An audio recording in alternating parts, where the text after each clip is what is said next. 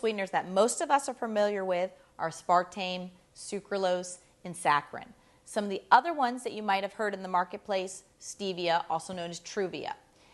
In terms of nutrition, it's not that it's necessarily providing you nutrient value, but what it is providing you is a sugar substitute that can be low calorie and have low impact on glucose levels. That's why most of us choose these. A lot of them are in products that we know that are 0 calories, so we don't have additional calories throughout our day, which makes a lot of sense. So based upon that, it's really a preference whether or not you want to include artificial sweeteners. As a registered dietitian and as myself, I do try to avoid them. Why? Because I do try to pick things that are a little bit more whole, natural, and if I'm going to have something that has sugar, I'm going to try to get something that's minimal amounts of sugar, or I might just choose to avoid that product. My sugars that I consume mostly come from my fruits and my vegetables, where I'm getting the sugar, which is fructose, naturally occurring, and I'm also getting the fiber.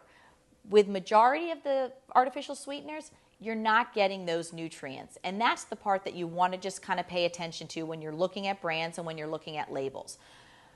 Is it harmful to your health? Is it going to do anything detrimental long term? Studies and ample amounts of research have been done on these artificial sweeteners. FDA says they're safe and that they're okay to consume.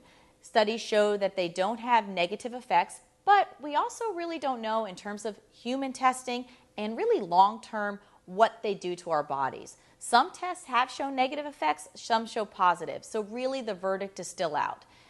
My advice to you is that if you're trying to avoid things that are artificial and processed, you want to try to eliminate as much as you can out of your diet. Do you recommend them for children? Personally, I try to have my kids stay clear of artificial sweeteners, but I also have them try to stay clear of processed foods and trans fats and the rest of it. Do I avoid it 100% all the time? I'd like to say I do. Probably not, but I limit it as much as possible.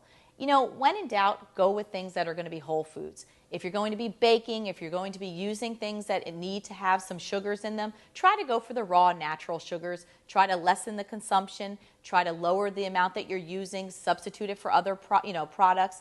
There's a lot of different ways that you can substitute sugar. So, my verdict on this one, if you can avoid it, great.